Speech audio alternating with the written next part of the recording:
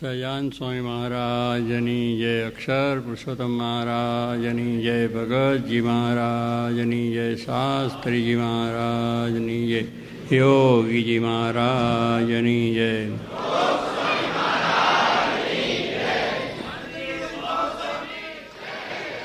જય જય. આજે શ્રાવણ મહિનાની પૂર્ણિમા છે, રક્ષાબંધનનો દિવસ ઉત્તમ છે. એવો પ્રસંગ આપણને સહેજે જ અહીંયા નૈરોબીની અંદર નવા મંદિરના મહોત્સવ, મૂર્તિ પ્રતિષ્ઠા મહોત્સવ વખતે પ્રાપ્ત થયો છે. દેશ દેશથી બધા હરિભક્તો પણ પધાર્યા છે અને આ રીતે અલભ્ય લાભ આપણને મળ્યો છે. અલભ્ય લાભ તો શું કે આપણને આ ભગવાનને સંતનો યોગ થયો. ભગવાન શ્રીજી મહારાજ પૃથ્વી પર પધાર્યા, એમનું સ્વરૂપ ગુણાત્યાન સ્વામી આપણને ઓળખાયું. ગુણાત્યાન સ્વરૂપ ભગતજી મહારાજ, ત્યાર પછી શાસ્ત્રી મહારાજ, યોગીજી મહારાજે મહારાજને સ્વામીના બેના સ્વરૂપની આપણને વાત કરી અને એનો આશરો દઢ કરાયો. અને આપણને આવો એક સત્સંગ એટલે એવા પુરુષ આપણને પ્રાપ્ત થયા છીએ, આપણે માટે મોટો લાભ. દુનિયામાં બધા લાભ તો ઘણા થાય છે. આ દુનિયાની વસ્તુઓ બધી જ મળે, બધો લાભ મળે, પણ એ બધાએ કરતાં મોટો લાભ આપણને આ છે કે આ શ્રીજી મહારાજનો આશરો થયો અને શાસ્ત્રી મહારાજ, જોગી મહારાજ જેવા ગુરુ મળ્યા છે. એ લાભ, કારણ કે એ આત્માનો લાભ છે. આ બીજો બધો છે એ દેહનો લાભ છે. આ લોકની સમૃદ્ધિ મળે, પૈસા મળે, ટકા મળે, સારા હોદ્દા અધિકાર મળે, સારી બીજી બધી પ્રાપ્તિઓ થાય, સગાવાલા સારા મળે, આ બધું મળે એ પણ લાભ છે. પણ દેહનો લાભ છે. દેહ છે ત્યાં સુધી પછી કાંઈ નથી. એ કોઈ પછી એકબીજાની સાથે આવતા નથી. પણ ભગવાનને સંતો આપણી સાથે છે, આ લોકમાં છે ને પરલોકમાં આપણી સાથે છે. એટલે એ મોટો લાભ છે અને અખંડ એ આપણી સંભાળ રાખે છે. ગુણાત્યાન સ્વામીએ કહ્યું કે જેમ માવતર બાળકોની રક્ષા કરે છે, સંભાળ રાખે. બાળક રમતું કરતું હોય તો મા બાપ એની સંભાળ રાખે, નવડાવે, ખવડાવે, મોટું કરે, ભણાવે, ગણાવે બધું. અને કોઈ કંઈક એને મારતું કરતું હોય તો પણ એને પકડીને રક્ષા કરીને એનું કરે. રાજા પ્રજાની રક્ષા કરે છે. રાજાઓ છે એ પોતા જ્યારે પ્રજા ઉપર કંઈ મુશ્કેલી આપત્તિ આવે ત્યારે એને માટે તમામ વ્યવસ્થા કરે. અને એ રીતે છે. કાલે બધા સાહેબ આવ્યા, એમને કહ્યું ને કે પોલિટિકલ બધા હરિશ્ચંદ્ર રાજા, હરિશ્ચંદ્ર જેવા કહે ને, રંતીદેવ રાજા જેવા થવા જોઈએ. રંતીદેવ રાજા એ બહુ જ મોટા રાજા થઈ ગયા, ભાગવતમાં આખ્યાન છે. અને એ રાજા પોતે એટલું મોટું રાજ બધું હતું, પણ પ્રજામાં એક વખત બહુ જ મોટી આપત્તિ આવી ગઈ. દુકાળ ઉપર દુકાળ પડ્યા અને એવા ઉપરા 6-7 દુકાળો થયા, પણ છતાં એની તિજોરીમાંથી જેટલું હતું એટલું પ્રજાને આપ્યું, ખવડાવ્યું, પીવડાવ્યું, એની વ્યવસ્થા કરી, બધી જ કરી દીધી. પણ પછી તો 7 દુકાળ જેવી વસ્તુ હોય ત્યાં ક્યાં સુધી પહોંચે, બધું જ ખૂટી ગયું. રાજા હાથે પગે થઈ ગયા. કંઈ જ પછી તેને થાય, ખાવા પીવાનું પણ મળે, એને પોતાને જ ના મળે તો બીજાને પણ. એનું જેટલી પોતાની મિલકત હતી, જેટલી તિજોરીમાં ખજાનો બધું હતું, એ જાણે કે ઘર વખરી વેચીને પણ આ પ્રમાણે કામ થયું. આવી રીતે રાજા ઉદાર એટલો બધો હતો કે પ્રજાને દુઃખ ન પડવું જોઈએ. ભલે મને દુઃખ પડે પણ પ્રજાને ન પડવું જોઈએ. એને પોતાને કાંઈ ના રહ્યું અને બધું જલી ગયું ને 49 ઉપવાસો થયા એને, ખાધા પીધા વગરના, એના પત્ની, એના બાળકો બધાને. પછી આમ પોતે જાય છે, બહાર નીકળી ગયો. પછી રાજમાં તો કંઈ બધું નીકળી ગયા બહાર જંગલમાં. પછી એને બહુ જ ભૂખ લાગી 49 ઉપવાસ. ત્યાં પછી જાય છે, ભિક્ષા એક જણ ઠેકાનેથી મળે છે એમને. 48 ઉપવાસ પછી 49ના દિવસે એને આવું એક થોડું ખાવાનું મળે છે અને થોડું પાણી ને બધું. હવે એ ત્યાં જેમ પોતે પોતાના પત્ની બાળકો સાથે જમવા માટે બેસે છે અને એકબીજાને વહેંચીને આપે છે. એમાંથી એક ભાઈ આવ્યો અને આવીને કહે છે, હું ભૂખ્યો છું, મને ખાવાનું આપો. હવે પહેલાંના બિચારા મોડ મળ્યું છે, પણ તે વખતે આવ્યો તો પણ રાજાએ પોતે આપી દીધું. ભલે અમારે ભૂખ રહે છે પણ કોઈ માણસને ભૂખ્યો, શ્રીજી મહારાજનું જેમ આપણે કહીએ છીએ ભૂખ્યો દુઃખીઓ દેખી ન ખમાય, એમ શ્રીજી મહારાજનું પણ એવું આપણે સાંભળીએ છીએ કે ભગવાન પણ એવા દયાળુ છે કે કોઈને દુઃખીયા ખેમી ન ખાય. એમ રાજાએ એ પણ આપી દીધું. થોડું એ પછી કૂતરો આવે એટલે એને પણ થોડું ખાવાનું આપી દીધું. પાણી થોડું હતું તે પણ એક આવ્યો કે હું બહુ તરસે મરી ગયો છું, મને આપો. એટલે જે ખાવાને પાણી મળ્યું હતું એ પણ એને આપી દીધું. કહેવાનું કે જે એને 49મો દિવસ છે, ઉપવાસ છે, કંઈ ખાવાનું નથી, છતાં પણ આપ્યો. એટલો બધો એ દયાળુ અને એટલો બધો ઉદાર અને એટલો બધો પરોપકારી રાજા હતો. એ આપણે પ્રદર્શનમાં એની વાત મૂકી છે. આપણું પ્રદર્શન છે એમાં આ વાત મૂકી છે કે ભારતની અંદરના રાજાઓ કેવા હતા અને રાજાનું શું કર્તવ્ય છે એની અંદરથી આપણને ખબર પડે કે રાજાએ પોતાનું ગજમાં ભરવાના ન હોય કે પોતાના અગાવાલાનું કરવા ન હોય, પ્રજા માટેનું છે. પ્રજાની વાત છે, પ્રજાની પાસે. કારણ કે પ્રજાથી જ રાજા ઉજળા હોય છે ને, તો પણ એ પ્રજાને ભૂલી જાય તો પછી ખલાસ થઈ જાય. તો એવા પ્રસંગે પણ રાજા ભૂલતા નથી. તો એમને એ સાહેબ વાત કરી એમ આપણે પોલિટિકલ થયા કે જે રાજા અત્યારે રાજા એ બધા પ્રધાનો થાય એ બધા રાજાઓ જ માનો. એટલે રાજાઓ જો પોતાના ગજમાં ભરતા થાય તો પ્રજા દુઃખી થાય ને. પ્રજાનો પહેલો વિચાર કરવાનો. જ્યારે જ્યારે મોટા રાજાઓ થઈ ગયા છે આપણા ભારતની અંદરના બધા આખ્યાનો છે કે એ બધા રાજાઓ પ્રજાનું પહેલું જોતા કે પ્રજાને કોઈ દુઃખ ન પડવું જોઈએ. જ્યારે દુકાળ ઉપત્તિ મુશ્કેલીઓ કંઈ પણ આવે તો પણ એટલે એનું રક્ષણ મહારાજ ગુના સ્વામી કહ્યું કે રાજા પ્રજાનું રક્ષણ કરે છે. જ્યારે જ્યારે મુશ્કેલીઓ હોય ત્યારે અગર કોઈ મોટો રાજા લડી આવ્યો હોય તો પણ પોતાના લશ્કરથી લડીને પણ પ્રજાનું દેશનું રક્ષણ કરે છે. એ રાજાઓનો ગુણ હતો. એ આજે ભૂલાઈ ગયો છે. એટલે પછી હવે બધાને દુઃખ ને અશાંતિ થઈ છે. એટલે સ્વામીએ વાત કરી કે જેમ મા બાપ પ્રજા બાળકની રક્ષા કરે, રાજા પ્રજાની રક્ષા કરે છે અને હાથ છે એ ડોકની રક્ષા કરે છે. કોઈ મારવા આપણને આવે ત્યારે આપણે આમ હાથ ધરી દઈએ. હવે આ રીતે હાથને તો વાગવાનો છે, પણ હાથને ભલે વાગે પણ ડોકું ના વાગવું. તો એ ડોકાની રક્ષા જેમ હાથ છે એને કહેવું ના પડે, ઓટોમેટિક જ આમ થઈ જાય, નીચે મોઢું રાખીને આમ ધરે. તો એ કરે છે. એમ સ્વામી કહે છે ભગવાન આપણી રક્ષા કરે છે. આપણી રક્ષા ભગવાન કરે છે. ઊંઘમાંથી ઉઠાડે છે એ પણ ભગવાન રક્ષા કરે છે. ને કે ઊંઘમાં ચાલ્યા જઈએ તો ખબર પડે કંઈ રામ બોલો ભાઈ રામ થઈ જાય, પણ ઊંઘમાંથી જગાડે છે ને એ ભગવાન જગાડે છે. હું જનક મારી મેતે જાગું છું, જવાય. ઊંઘમાં જવું હોય તો જવાય એવું નથી, ઊંઘમાંથી જાગવું હોય તો જગાય એવું નથી. એ ભગવાન જ આપણને કરે છે રક્ષા, ઊંઘાડે છે ને જગાડે છે બે.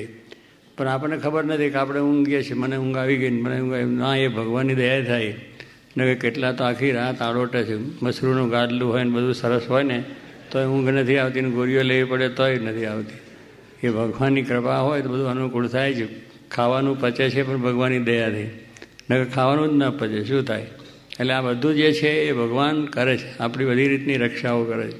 પણ આપણને ખબર નથી. એટલે આપણે જાણે કે આપણે બધું કરીએ છીએ ને આપણી બુદ્ધિથી થાય છે, આપણા બળથી કશું થતું નથી. સૂકું પાંદડું પણ આપણે હલાવી શકીએ એમ નથી, સૂકું તરનું પણ તોડી શકીએ એમ નથી. એ પણ ભગવાન આ બધી ક્રિયાઓ આપણને કરાવે છે ત્યારે થાય. એમ અખંડ આપણી રક્ષામાં છે. ભગવાન છે એ અખંડ કાયમ આપણી રક્ષામાં છે. ઘરેથી અહીંયા આવીએ છીએ તો એ રક્ષા કરે છે, અહીંથી ઘરે પહોંચીએ એ રક્ષા કરે છે. એટલે કહેવાનું કે આપણી સાથે ને સાથે છે અને એ રક્ષામાં બેઠા છે. પણ આપણે એમનો દ્રઢ આશરો, આપણે એમનો આ પ્રમાણે જે પ્રાપ્તિ થઈ છે એ મહિમા સમજીને કરીએ તો થાય.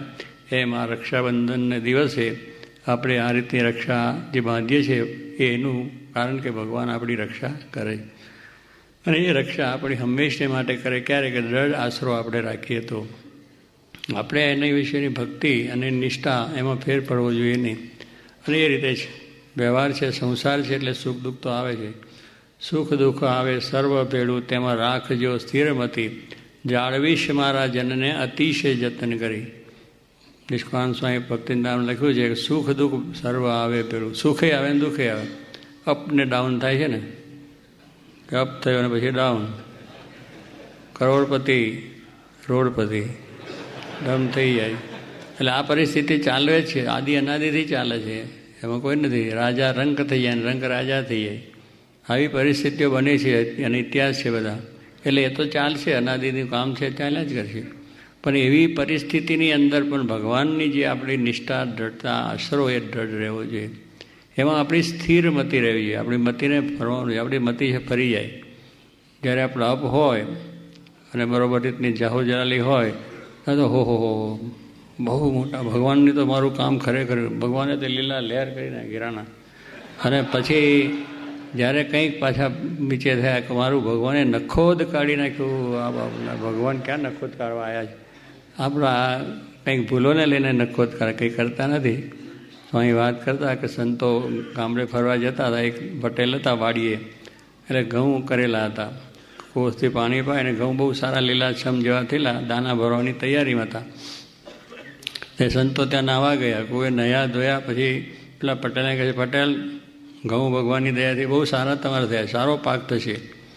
તો પટેલ જરા એ હતો ઓર એવો, એટલે બોલવા માંડ્યો કે ભગવાન શું કરે છે? આ મેં મહેનત કરી તારે પાણી પાયું તારે થયો છે, ભગવાન કરવા આવ્યા છે? આ મારી મહેનતને લઈને થયો છે. પેલો કહે ભગવાન કરે, ના કે મારી મહેનતથી કે ભગવાન કંઈ કરે. સંતો કે ભાઈ આવવાની જોડે ક્યાં વાદ વિવાદ કરો, કારણ કે આ તો ખેડૂત છે, ખેડૂતની જોડે બહુ ચર્ચા કરી, મારી પાછો આપણને ત્યાંથી એ કરે, એટલે એક વાત કરીને ચાલ્યા ગયા. એટલે ગામડે ફરીને પાછા 5-6 10 અઠવાડિયે પાછા આવ્યા અને ત્યાર પછી ત્યાં પાછા કુએ નાહવા ગયા. અને કુએ નાહવા ગયા ત્યારે ઘેરુની અંદર, ઘઉંની અંદર ઘેરું આવી ગયું, એટલે રોગ આવી ગયો. જે દાણા ભર્યા હોય ને એ બધા છે લાલ ગુમ થઈ ગયા, એટલે સડી જવા જોઈએ, એટલે એની અંદર રોગ આવી ગયો. એટલે આવું ખોખા ઘઉં થઈ જાય, પાકે જ નહીં, એક દાણો ના પાકે, એવો બધો પાક, એવું વસ્તુ થઈ ગઈ. એટલે પછી સંતો નાઈને પટેલ આ રીતે આ બધા ઘઉંનું આમ કેમ થઈ ગયું? બહુ સારા હતા, લીલાછમ ને દાણા મોટા ભરેલા હતા, ના તો બધા પૂરા થઈ ગયું. તો કે ભગવાને મારું નખો જ કાઢી નાખ્યું, કે મેં મહેનત કરી, એટલે કે તું કહેતો ને તે તારે ભગવાન ક્યાં કરે છે આ બધી વસ્તુ. એટલે કહેવાનું જો આપણને એવું છે કે સારું થાય ત્યારે તો ઓહો ધામધૂમ સત્સંગ આપણો રહે, આમ આવસા ને ઉમંગને બીજું ને ત્રીજું, પણ આવું કંઈ કરે તારે કે મારું ભગવાને મારું કહ્યું, મારો જ છોકરો લઈ લીધો. બધા ઘણા ના હતા, તો ભાઈ તારા બીજાનો જાય એમાં એને દુઃખ ના થાય, પણ એવું થાય કે મારો છોકરો કેમ લઈ ગયા, મારે ઘેર કેમ દુઃખ આવ્યું, મારે ત્યાં દાડું કેમ પડ્યું, બધું પણ થાય.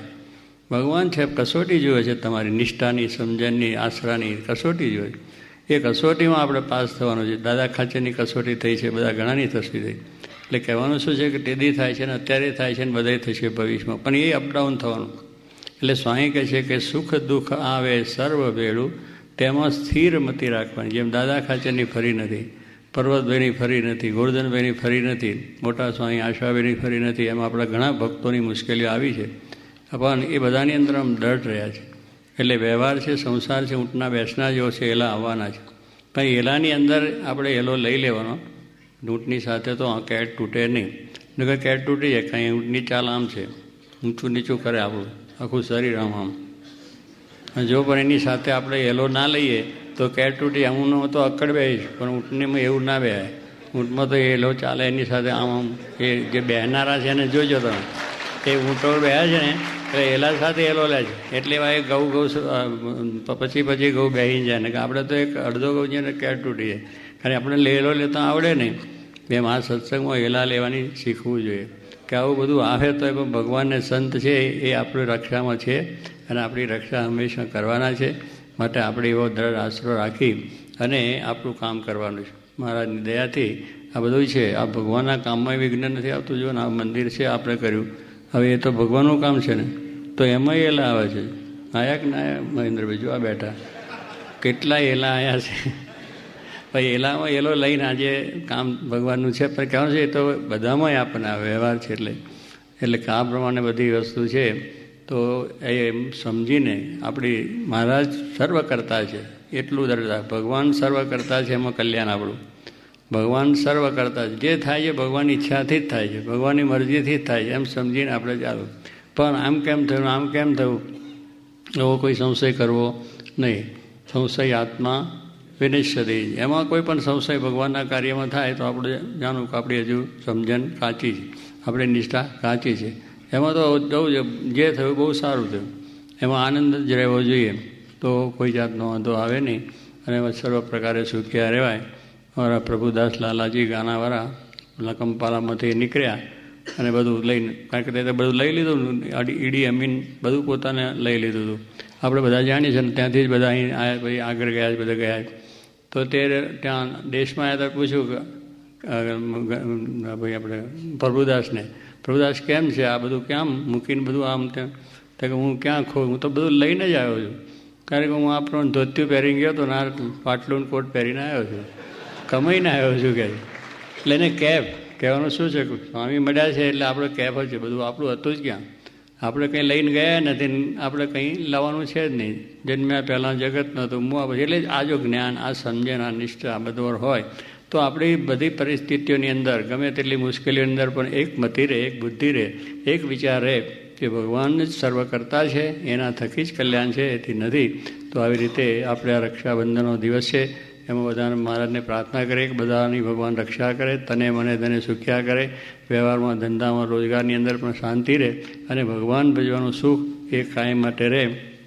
કે ભગવાનમાંથી મતિ આપણી ચલાયમાન ના થાય અને સંતમાંથી પણ આપણી મતિ ચલાયમાન ના થાય. કારણ બે વસ્તુ આપણે માટે કલ્યાણકારી છે, ભગવાનને સંત. મારા કે 4 વેદ, ખરશાસ્ત્ર, 18 પુરાણ, ભારતીય ઇતિહાસ સર્વમાં એ જ વાર્તા છે કે ભગવાનને ભગવાનના સંત એ કલ્યાણકારી. બધા શાસ્ત્રો વાંચી નાખો, એ બધા વાંચીને તમે જેનો સાર કાઢો તો આટલો જ કાઢે. એ સાર શ્રીજી મહારાજ આપણને આપ્યો છે, બધું વાંચવાની જરૂર નથી.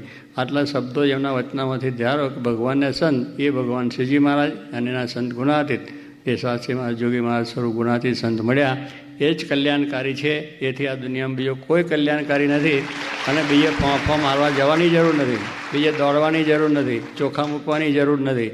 અહીંયા આવ્યાની દ્રઢ નિષ્ઠા થઈ ગઈ તો એ ભગવાનના ચલાવીને દ્રઢ મટી રાખી અને મહારાજનો આશરો